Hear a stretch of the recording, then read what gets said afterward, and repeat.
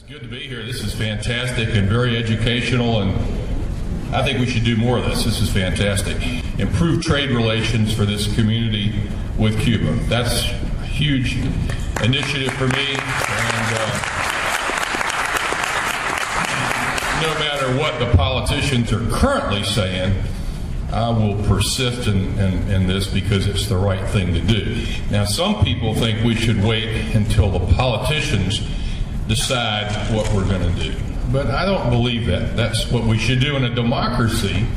The way it should work is that the people should let the politicians know what we want to do. You know?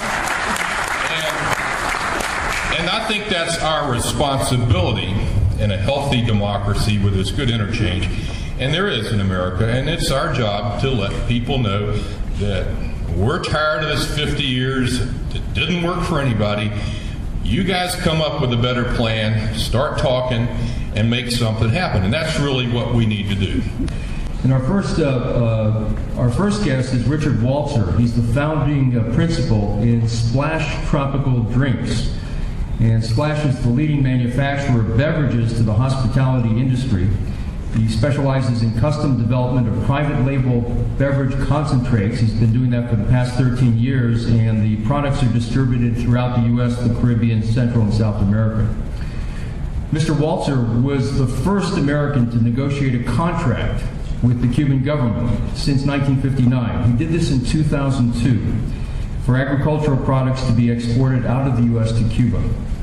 Mr. Walzer is one of the founding members and chair of the board of the Havana Group LLC based in Las Vegas. The Havana Group is a strategic consulting consortium that assists companies in creating and implementing comprehensive policies and procedures to approach business transactions with Cuba in a legally compliant manner. Here is Richard Walzer. Richard? Thank you. Well, this is great to be able to come to Tampa from Fort Lauderdale. It's a great turnout. We're able to negotiate contracts through a third-party bank. That's how we're being paid, and to be able to market our products. And there's no limit on the amount of money that we're able to spend in the marketing and advertising of our products in Cuba. It's a great opportunity. I want to say that Alfredo Duran was absolutely correct in reference to how Cubans want to go down there, Cuban families, and to spend money to show how it can help the Cubans and release themselves with the government that's in place. What's the first thing that a Cuban family is going to do when they go there? They're going to go to the supermarket. They're going to look for all the American products that they can find, and they're going to fill up the cupboards of the in the kitchens of their Cuban families. So what we want to do is bring American branded products to the supermarkets in Cuba, as many agricultural products as we can, as soon as we can, because the more that they see that these are the quality products and that they can live a different type of life, it's only going to benefit them in the future, and it's going to release the control that's happening there right now. I participated in a U.S.-Cuba trade, and I have one of the first products made in Cuba and built in the United States. My son was conceived in Cuba, and my wife gave birth in the United States, so I think I have one of the first products. The Alliance for Responsible Cuba Policy has been a great tool. Albert sometimes doesn't understand why the Cubans appreciate him so much, because he says that he don't feel that we have accomplished enough, but he's worked hard. He explained to me how important this meeting was, and I said, I know it's important, but before all and most of all, you're my friend. And he's my friend because he showed me to be a man of character.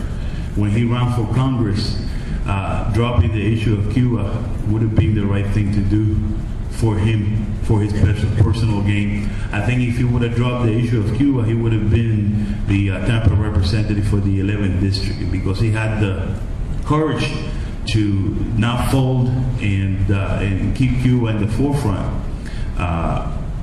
Well, we know the rest of the story. There is a sense of change even in Miami-Dade County.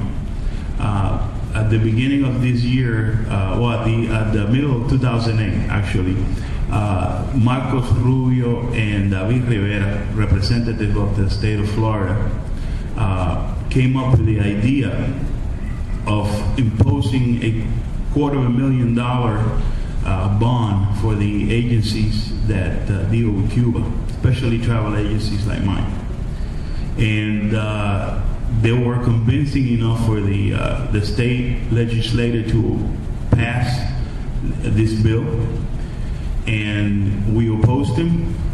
We challenged him. We took him to a federal court in Miami-Dade. I was part of that movement. I went to several TV programs in Miami. It was very unfair because it was me against the Representative Rivera and his entourage. But we beat them in court. The federal judge ruled to be anti-constitutional, discriminatory against the Cuban Americans, and it was thrown out of court. So for the first time, justice was done for us in Miami-Dade County. Thank you. From the food side, Richard just about explained everything. I'd like to add a couple of things, how this came about, or the first food sales came about. There was a Hurricane Michelle that hit Cuba in the year 2000. It went through Matanzas. At that time, after the damage, which was tremendous at that time, Congress passed the Trade Enhancement Act. And it was then signed and sealed and delivered by then President Bill Clinton. That began the legal trade between the United States and Cuba, not only with food, but with medicine and medical equipment.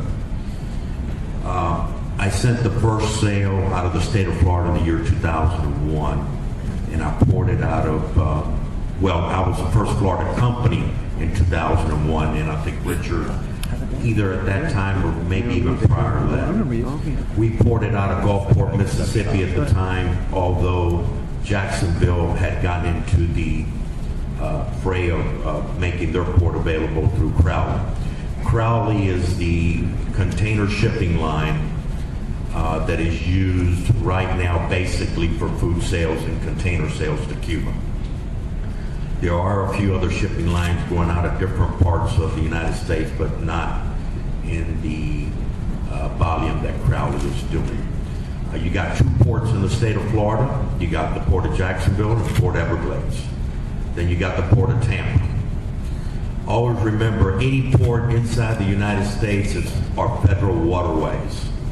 With no disrespect intended to the members of the Port of Tampa, they have really stayed on the sidelines. They have not openly spoken for the Tampa community or the west coast of Florida.